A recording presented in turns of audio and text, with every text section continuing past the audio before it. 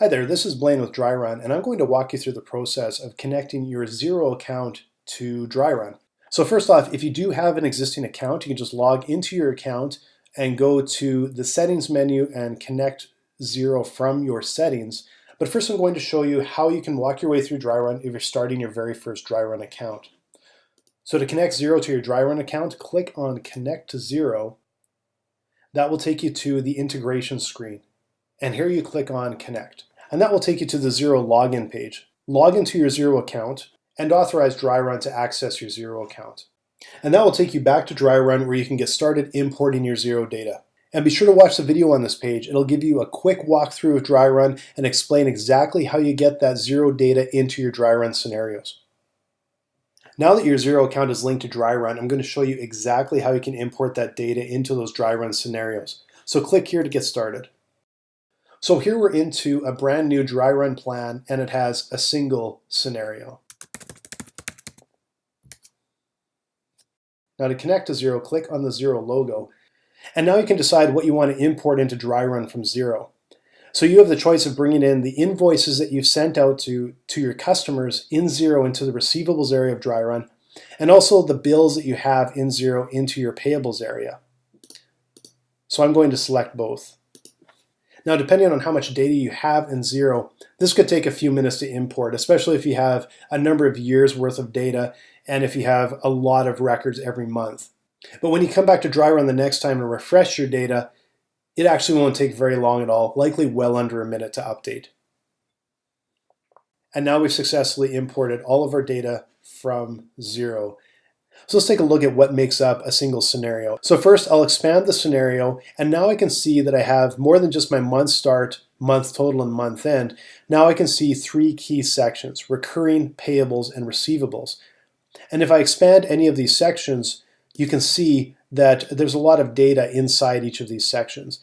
Now the payables section in Dryrun contains all of the bills from Xero, and these bills will be listed by due date, so you have a better idea of how they will affect your cash flow.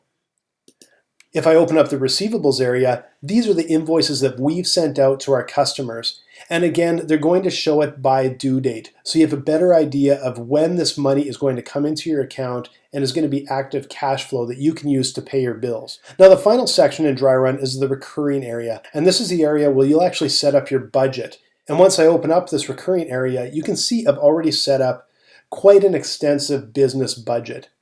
Now this looks like an awful lot of information, but actually it only took me about 15 minutes to set this entire budget up. And that's because what I can do is add an item to Dryrun and I can set up a repeat for that item. So let's say I have a weekly IT cost of $25 and it starts in January. I don't have a specific end date in mind. I save that item and it's going to repeat weekly across Dryrun. Now, the really important part about taking the time to set up this budget is that it isn't just a retrospective look at the money in your business. By setting up a repeating budget, it actually looks forward. So if it's January 2016, you can actually look forward all the way through to May on this screen. And you can slide forward and look months and months and months ahead of time. Now, another really important feature about this repeating budget is that you can change any of these items at any time. So let's say you believe in March your office rent is going to go up.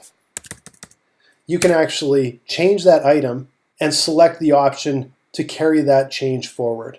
And so it only took me a few minutes to add this 24 repeating items into my budget, but you can actually see how your budget is affected down the road. And that also allows you to do all sorts of what-if type of forecasts. So for instance, here we have a sales forecast of what type of sales we believe will come into Dryrun. Let's say we duplicated this forecast and turned it into a growth plan.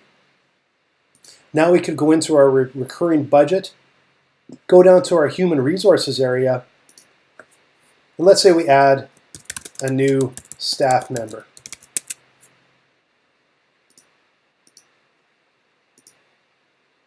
Now you can see what happens to our forecast by just adding a single new staff member into our budget.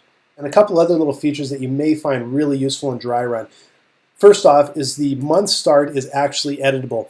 That means that you can always reconcile to your bank account. And we also have next to the recurring payables, receivables, and total lines, something we call Quick Model. And this just lets you quickly model something out, test it really quickly, and remove it from your plan. It also lets you look at different things, such as compound growth. So let's say we believed we could actually sustain an 8% growth compounding monthly in our receivables. Now you can see what happens when you're growing by 8% a month. And so that's how you can import your Xero data into Dryrun and also take advantage of the scenario type structure in Dryrun to evaluate different sales forecasts, growth plans, and what if scenarios that can really affect your business. Thanks for watching, and please get in touch if you have any questions. If you go to the support link in the top right of Dryrun, that will take you to our support site where we're building up a library of tips, tricks, and answers to frequently asked questions. And if you want to ask us a question directly, please click on the question mark in the bottom right-hand corner of our screen and we'll get back to you as soon as possible. Thanks for giving Dryrun a try.